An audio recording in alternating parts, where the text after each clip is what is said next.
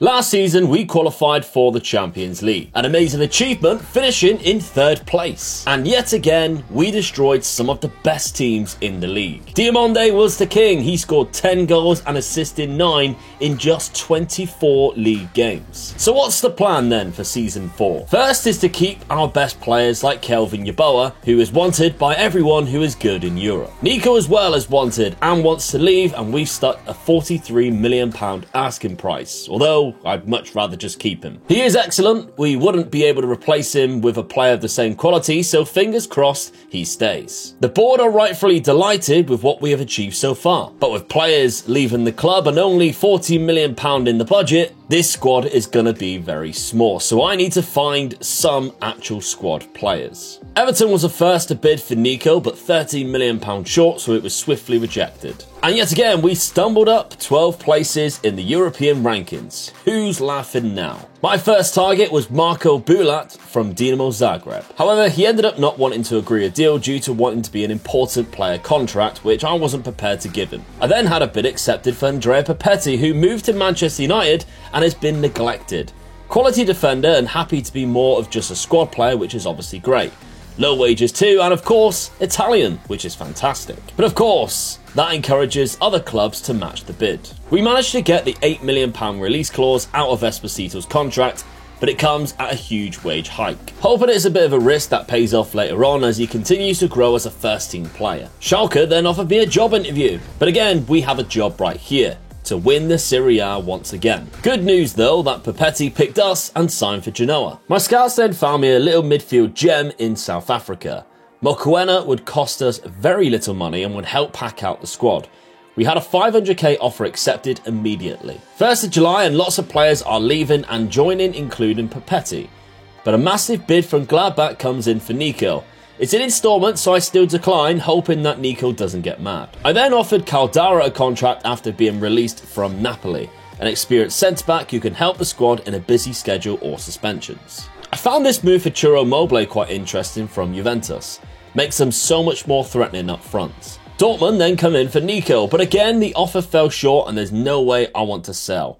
And thankfully, Mokoena signs and happy to be a squad player. Leverkusen put me in a position coming in at £50 million for Nico, but I feel like I can reject and keep him happy because it was drawn in installments instead of an upfront payment. Then Borussia Mönchengladbach matched that £51 million, but again, I'm going to reject. Caldara signs too, which I'm pleased with, as Bologna tried to hijack that deal. We need a striker, and Pellegrini fits the bill. He's talented and only 24. Open to a move, and according to his agent, we submitted an offer for around £8 million, which is a big chunk of our budget. Possibly a mistake on my end, I allowed Pietro to have a small minimum fee release clause in his contract. Champions League football will hopefully bump his value, so that release clause is actually really dangerous. Pellegrini signs, but that's our budget gone. He actually returns to us after leaving for Monaco in 2017 for £22 million. A £31 million offer for Yeboah now, which again, I'm going to reject. Then the board accepted a £50 million bid for Nico from Borussia Mönchengladbach. I spoke to the board and tried to persuade them to keep him and reject the bid, which thankfully they agreed to do. £41 million bid for Yeboah from Inter Milan now. £11.5 million bid for Anel Ahmedhodzic from Man City, and 2 bids for Aaron Hickey, and all of them were rejected. Season preview sees us in 8th place despite finishing in 3rd last year. Can we overachieve again? Our first match of the new season is away to Parma. With Aaron Hickey suspended, we still have close to our strongest 11. Pellegrini starts in front of Ekuban as the only new signing making the team. Pepetti, Mokoena and Caldara all on the bench. We opened the scoring when fantastic passing through the middle found Diomande to fire in a shot. The second came 15 minutes later when Yeboah was played through but had to take the ball wide. He waited for the right moment and found left-back Pizzella, who placed the ball into the corner. But the best goal of the night was from Diomande again, when he picked the ball up on the edge of the area and curled one in the top corner of his left foot with a beautiful strike.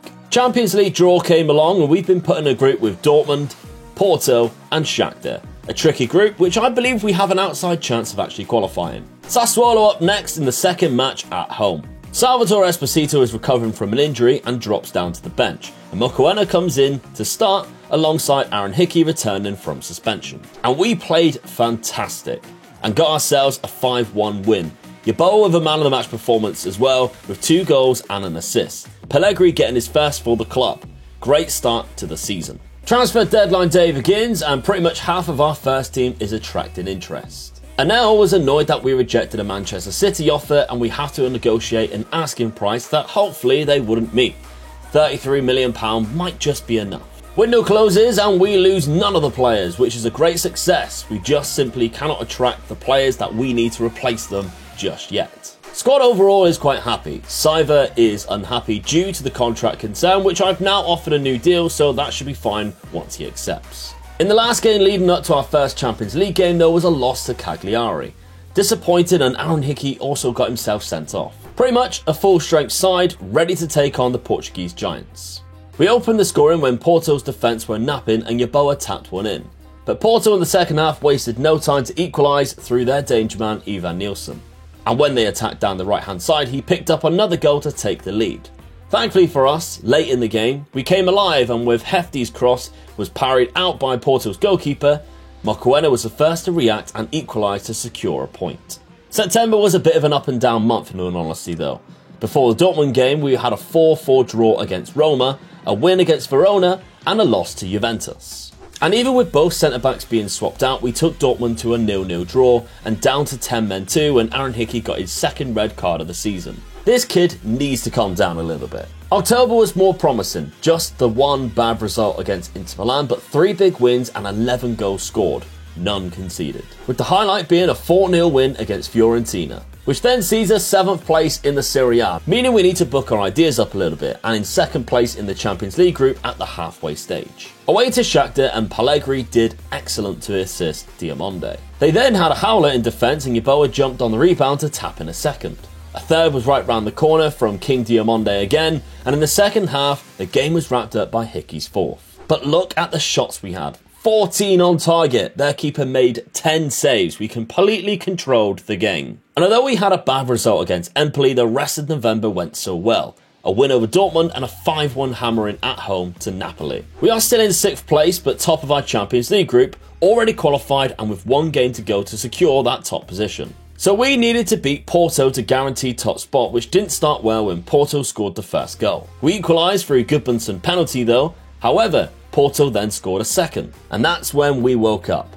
Hefty scored an equaliser in the 79th minute and Ekuban scored a third in the 86th. But it was not the final goal of the game, and Tony Martinez scored his second goal and Porto's third in the 89th minute. So our fate is in the hands of Borussia Dortmund. And unfortunately for us, Dortmund won the game 3-1 to reclaim the top spot in the Champions League group. It was the only downside to this month though, as we bounced through our league games picking up wins against Lecce, Lazio and Torino, whilst drawing 2-2 against AC Milan. At the beginning of January, there were so many offers coming in for our first team, but nothing that I thought was worth accepting. First game of January though was a huge win against Atalanta, 5-1 away from home too. We climb into the top 4 once again, close behind 2nd place, but Juve are already running away with the league.